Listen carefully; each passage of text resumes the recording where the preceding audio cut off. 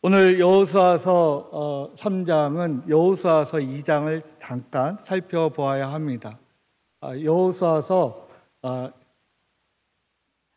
죄송합니다. 제가 해놨어야 되는데 여호수아서 2장에 보면 여리고성을 점령하기 전에 이제 여호수아가 시딤이라는 지역에 가게 됩니다. 이스라엘 백성들을 데리고 이 시딤이라는 지역에 가서 2명의 정탐꾼을 택하여 여리고성에 보내게 됩니다. 이 시딤이라는 뜻 자체도 정탐이라는 뜻을 갖고 있습니다. 그래서 우리가 아는 것처럼 이 여리고성에 갔는데 그 여리고성에 갔던 2 정탐꾼이 정탐하는 과정 속에 발각이 돼서 도망하는 과정 속에 우리가 아는 것처럼 기생 라합의 집에 가게 되고 기생 라합이 숨겨주고 도망을 잘 갈 수 있게 해주게 됩니다. 그리고 그 어느 날 후에 이제 이스라엘 백성들이 여리고성을 점령하기 직전에 이 기생 라합의 가족들을 구출해주고 구원해주는 이야기를 우리는 기억하고 있을 것입니다. 그때 기생 라합을 구원할 수 있는 그 예표가 뭐였냐?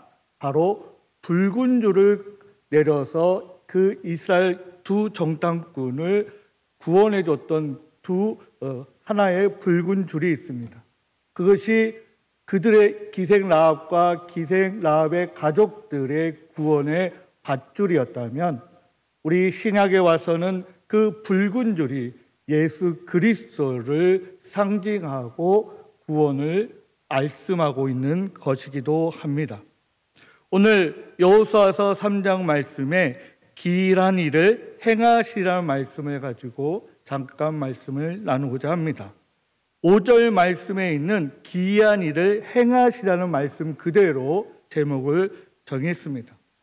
우리가 성경에 우리 이야기하면 많은 말씀들이 있죠. 많은 이적, 기적, 우리가 상상할 수 없는 무리를 걷는 예수 그리스도, 또 무리에 잠깐 있었지만 그 베드로, 병을 고쳐주는 그런 치유의 사역들, 수많은 사건들이 우리에게는 바로 희한한 일이고 상상할 수 없는 일이고 기이한 일을 우리에게 보여주고 있는 것이기도 합니다. 우리가 예수 그리스도를 믿는 우리는, 여호와 하나님을 하나님으로 믿는 우리는, 성령 하나님을 하나님으로 믿는 우리에게 가장 기이한 일은 무엇일까요? 그것은 당연하죠. 예수 그리스도를 하나님으로 믿게 하시고 구원받을 수 없는 우리를 구원의 반열에 허락하시고 은혜를 베풀어 주신 게 가장 기이한 일일 것입니다. 이와 더불어서 우리 삶 속에 다양한 기이한 일들이 펼쳐지고 있습니다. 오늘 이 본문에서도 여호수아를 통해서 이스라엘 백성들이 시딤이라는 지역에서 조금 나아가서 이제 요단강을 눈앞에 두고 있습니다. 지금 이 여호수아를 따르는 이스라엘 백성들은 출애굽한 이후에 태어났거나 출애굽할 때 성인이 되지 않았던 아이들이 1.5세대 또는 2세대들이 여호수아를 통해서 지금 나아가고 있습니다. 그들에게는 이 장면이야말로 엄청난 특별한 기이한 일일 것입니다. 물론 그들은 태어날 때부터 또 홍해를 건널 때부터 구름 기둥과 불 기둥을 통해서 기적을 맛보고 있습니다. 근데 그것이 그냥 한 번의 기적이었다면 매우 특별한 일이었을 것인데 그들은 일평생 그것을 보고 있었습니다. 또 물이 필요할 때는 물이 없는 곳에서 물을 나오게 해서 그 갈증을 해결해 주시는 그 기적도 그들에게는 너무나 일상적인 일이었습니다. 더구나 그들이 한 번 입었던 그 옷은 헤어지지가 않았습니다. 1년이 지나도 2년이 지나도 3년이 지나도 10년이 지나도 20년이 지나도 헤어지지 않는 특별한 옷이었습니다. 하지만 그들에게는 일상적인 옷이었습니다. 아마 지금 이들에게 특별한 것은 여호수아라는 새로운 지도자를 두고 이 요단강을 건너는 직전에 펼쳐지는 바로 기이한 일일 것입니다. 우리는 성도님들은 우리 목포 보험교회는 어떤 기이한 이적들을 맛보아 오고 계십니까? 어떤 분은 많은 것을 경험한 은혜가 있을 것이고 또 어떤 분은 일평생 동안에 하나님, 저는 왜 그런 특별한 하나님의 기적과 이적이 없을까요? 너무나 제 신앙은 밋밋한 것 같습니다라고 기도해오고 계신 분도 있을 것입니다. 오늘 이 요단강을 앞에 두고 여호수아에게 하나님께서 여호수아를 통해서 이스라엘 백성들에게 말씀하십니다. 지금 이 요단강 동편에서 진지를 구축하고 이 시딤이라는 지역에서 한 900m 또는 많게는 2km 가까이 전진했고 이제 눈앞에 두고 있습니다. 거기서 하나님께서는 여호수아를 통해서 이스라엘 백성들에게 3일간 머물러라, 3일간 머물면서 성결하게 준비해라. 그러고 나서 제사장들이 언약궤를 메고 법궤를 메고 요단강에 맨 앞장서서 들어가라고 말씀하시는 것이 오늘 본문의 전체적인 내용이기도 합니다. 우리는 이스라엘 백성들처럼 시딤에 머물러야 하는 사람도 있습니다. 그래서 정찰도 해야 되고 계획도 세워야 되고 정비도 해야 되고 준비도 해야 되는 분도 있을 것입니다. 또는 누군가는 지금 하나님의 말씀처럼 3일간 성결하게 거룩하게 구별되어지는 삶을 요구하시는 성도님들도 계실 것입니다.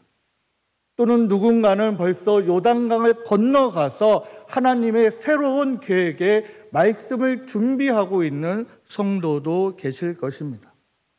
그런데 분명한 사실은 시딤에 머물러서는 하나님의 기적을, 기이한 일을 맛볼 수 없었다는 것이죠. 물론 우리 잘 준비해야 합니다. 열심히 기도하고 그리고 성결하게 준비해야 합니다. 하지만 거기서 일평생 머무른다면 요단강을 건너가고 그 요단강에 갈라지는 하나님의 기이한 그 은혜를 우리는 누리지 못한다는 것이죠. 물론 시딤에 있어야 될 분도 분명히 있습니다. 하지만 우리는 거기서 끝나는 신앙생활이 아니라 그 요단강을 밟아야 하는 것이죠. 그 요단강을 밟을 때 그래, 내가 가서 밟아야지, 내가 앞장서야지, 내가 누구보다 먼저 하나님의 은혜를 누려야지라고 말할 수도 있을 것입니다. 근데 오늘 성경은 제사장들이 법궤를, 언약궤를 메고 이 이스라엘 진영에서 가장 앞서라고 말씀하고 있습니다. 즉 제사장의 뒤를 따르라고 이야기하고 있는 것이죠. 근데 여기서 중요한 것은 제사장이 아닙니다. 뭐가 중요합니까? 법궤가 중요하죠. 이 법궤는 무엇입니까? 하나님의 말씀입니다. 즉 하나님의 말씀을 놓고 그 말씀 뒤에서 말씀을 통해서 말씀을 들음으로 인해서 말씀을 봄으로 인해서 말씀을 가지고 기도함으로 인해서 그 말씀을 따라서 즉 믿음을 따라서 우리가 순종해야 기적을 맛보고 있는 것이죠. 그것을 신약에 이야기한다면 주님의 말씀에 따라서 주님의 복음에 따라서 우리가 나아간다라고 말씀하고 있습니다. 여기서 그럼 다시 말씀드리면 이 요단강을 건너는 즉 그 발바닥의 그 말씀대로 이 제사장들이 가장 앞서서 그 건너는 그 시기가 요단강이 가장 범람하는 그런 무서운 물질기를 보여주고 있는 그 시기에 지금 이 제사장들이 법궤를 들고 들어가라고 말씀하고 있는 거죠. 먼저 들어가라고 말씀하고 있습니다. 그리고 그 제사장들은 하나님의 말씀에 순종하여서 어떤 오늘 성경의 말씀에 머뭇거렸다, 두려워했다, 근심했다, 걱정했다, 의심했다 이런 말씀이 1번도 없습니다. 즉 제사장들은 여호수아의 말에 순종하고 즉 하나님의 말씀에 순종해서 나아갔을 때 요단강 물이 양쪽으로 갈라지는 기이한 일을 맛보고 있다는 것이죠. 즉 말씀대로 믿음대로 했다라는 것입니다. 여기에서 우리가 중요한 것이 있습니다. 예수님이 기적을 행하실 때 많은 그런 방법들이 있습니다. 말씀하시는 대로 또는 흙을 침에 뱉어서 눈에 발라주기도 하셨습니다. 하지만 또 이런 방법을 사용하시기도 하셨습니다. 뭐냐면 12년 동안 불치병을 가졌던 여인, 즉 혈우병의 여인을 기억하고 있을 것입니다. 그 여인은 그 군중들이 휩싸였던 그 예수님 앞에 나아갈 수 없는 두려움이 있었습니다. 혹 나를 내치지 않을까? 나를 욕하지 않을까? 손가락질할까? 그런 두려움 가운데 그럼에도 불구하고 예수 그리스도의 옷자락만 만지면 나을 것이라는 믿음이 있었습니다. 또 해당장 야이로의 딸이 있었습니다. 예수님을 만나는 과정 속에 지금 치유가 되지 않았음에도 불구하고 지금 집에 돌아가라고 이야기하셨죠. 이 회당장은 예수 그리스도의 말씀에 순종하여 갔습니다. 순종하여 돌아갈 때 성경은 그 딸이 낳았다라고 기록하고 있습니다. 우리가 잘 아는 로마의 백부장의 이야기가 있죠. 백부장의 종을 위해서 이제 찾아옵니다. 그래서 종을 치유해달라고 모셔가려고 하죠. 그리고 예수 그리스도께서는 어떻게 하셨습니까? 똑같이 말씀하셨습니다. 돌아가라고 말씀하셨습니다. 지금 종이 치유되었다, 잘 고쳐졌다 그렇게 말씀하지 않으셨습니다. 이 로마의 백부장도 주님의 말씀에 순종하여 돌아가는 과정 속에 그 기록에 의하면 나았다라고 성경은 분명히 말씀하고 있습니다. 또한 성경에는 11명의 문둥병 또는 한센병이라고 하죠. 그 11명의 한센병에 대해서도 치유하여 주셨습니다. 그들을 고쳐주시고 제사장에게 보이라고 말씀하시지 않았습니다. 예수님께서는 그 11명의 한센병을 그들에게, 그 환자들에게, 환우들에게 제사장에게 가서 보이라고 말씀하셨습니다. 그들은 그 말씀에 순종하여 제사장에게 보일 때 그 병이 나았음을 판결받았습니다. 이 11명의 한센병들이 고침을 받고 나서 보내주시는 것이 더 좋지 않겠습니까? 라고 묻지도 않았습니다. 그들은 굉장히 어쩌면 두려운 마음도 있었을 것입니다. 전염병을 가지고 제사장을 만난다? 성문화에 들어가지도 못했을 것입니다. 어쩌면 사람들에게 군중에 휩싸여서 돌로 맞아서 죽을 수 있는 위급한 상황에 놓일 수도 있었습니다. 그것이 이들의 율법이었습니다. 그런 율법이 있었음에도 불구하고 그들은 예수 그리스도의 말씀대로 순종하여 그 제사장에게 보이고 깨끗함을 확인받았습니다. 이것이 우리에게 알려주시는 기이한 일을 맛볼 수 있는 하나님의 은혜라는 말씀입니다. 우리 성도님들도 앞에서 말씀드렸다시피 우리 목포 보물교회가 70년의 역사를 가지고 있습니다.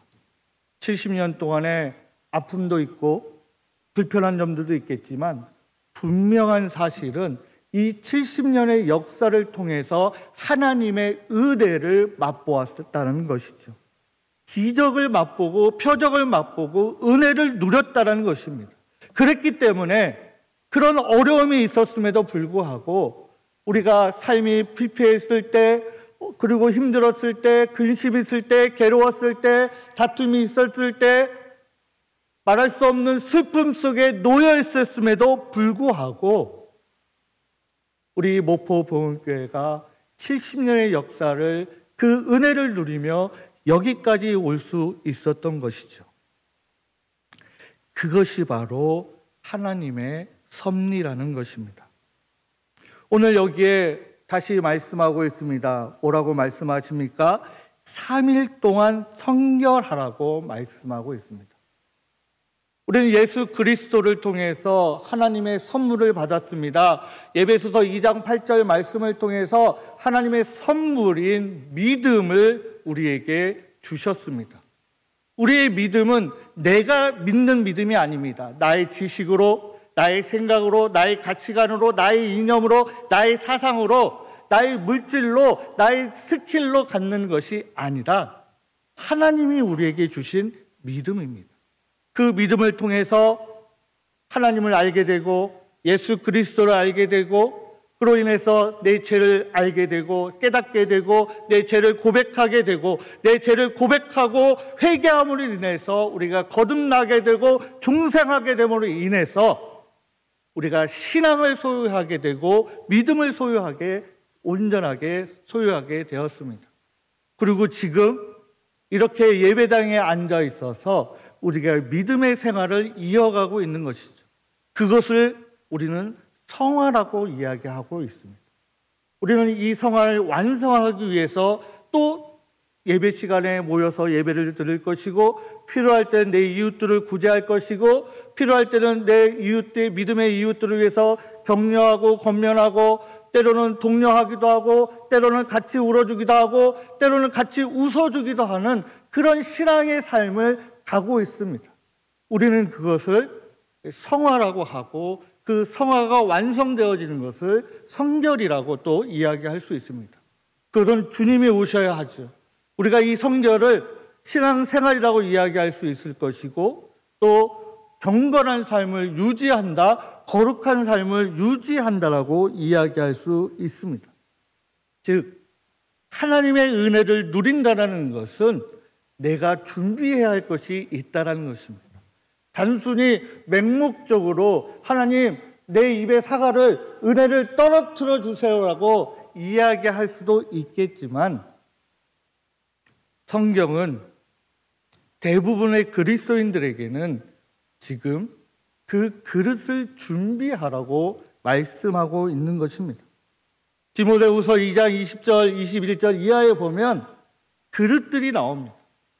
금그릇, 은그릇, 나무그릇, 질그릇이 나오지만 하나님께서 그 주인은 하나님이신데 그 주인이 쓰는 그릇은 어떤 그릇이라고요? 금그릇이라고요? 은그릇이라고요? 나무그릇이라고요? 질그릇이라고요? 어떤 그릇이요? 깨끗한 그릇을 선택하신다고 말씀하고 있습니다. 우리는 성결하게 준비되어야 합니다. 하나님을 만나기 위해서는 우리가 준비되어야 합니다. 하나님이 은혜를 베푸셔서 내가 하나님을 알게 되었다면 하나님이 나의 하나님으로 예수 그리스도가 나의 메시아임을 고백했다면 우리는 준비해야 합니다. 어떻게요? 성결해지도록 경건할 수 있도록 거룩할 수 있도록 우리가 그릇을 준비해야 합니다. 어떤 그릇이 아니라 깨끗한 그릇을 준비하는 것입니다. 나는 금그릇이 아니기 때문에 하나님 안 됩니다. 저에게 금그릇을 주시고 그때 제가 준비하겠습니다 라고 하시는 분은 없으시겠죠. 우리는 어떤 그릇인지 중요하지 않습니다. 나에게 주어진 그 그릇을 어떻게 깨끗이 만드는지를 발버둥 쳐야 합니다. 나무 그릇이 때문에 하나님 나무 그릇이 웬 말입니까? 나도 금그릇을 주십시오라고 기도할 수도 있겠죠. 근데 그 기도에 앞서서 하나님이 주신 그릇, 이 그릇을 어떻게 깨끗하게 만들 수 있습니까? 어떻게 성결하게 만들 수 있습니까? 어떻게 거룩하게 경건하게 만들 수 있습니까를 우리는 하나님께 간구해야 하는 것이죠. 그렇게 됐을 때 이스라엘 백성들이 요단강에 가서 이 요단강이 갈라지는 은혜를, 그 귀한 일을 맛볼 수 있었던 것입니다. 우리는 지금 이 사순절 기간에 얼마나 우리의 믿음의 그릇을 깨끗하게 준비하고 있습니까?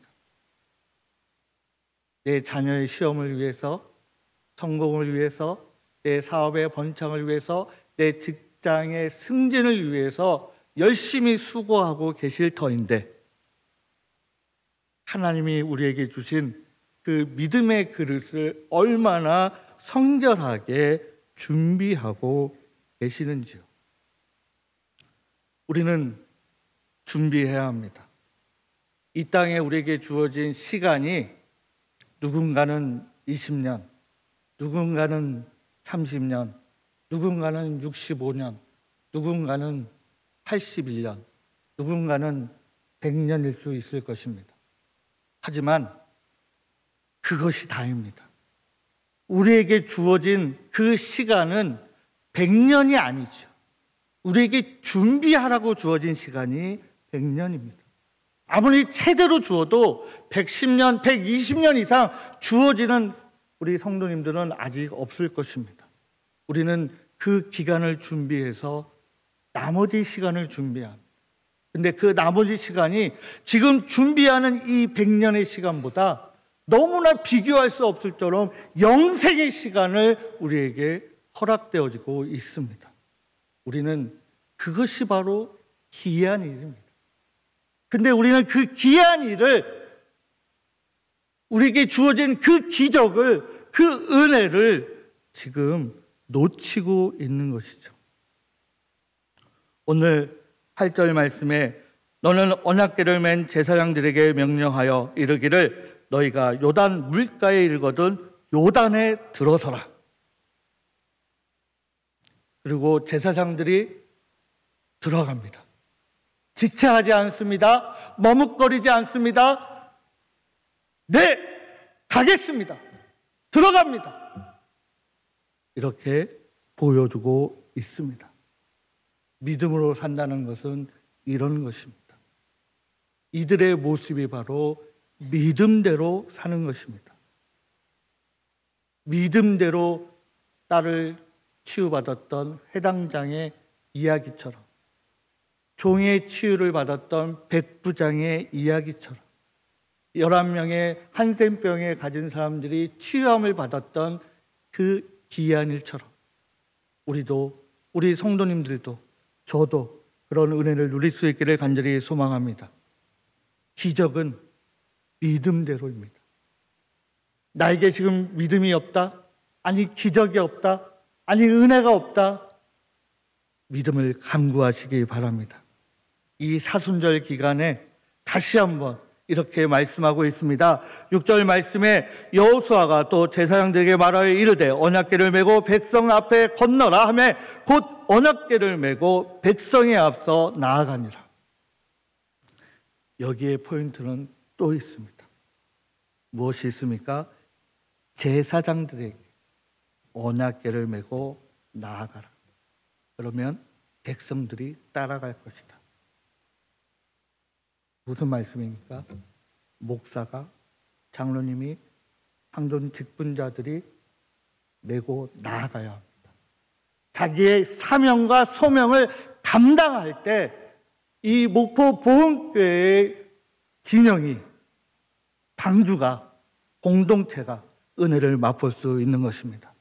우리의 역할을 잘 감당할 수 있기를 간절히 소망합니다. 그렇게 될 때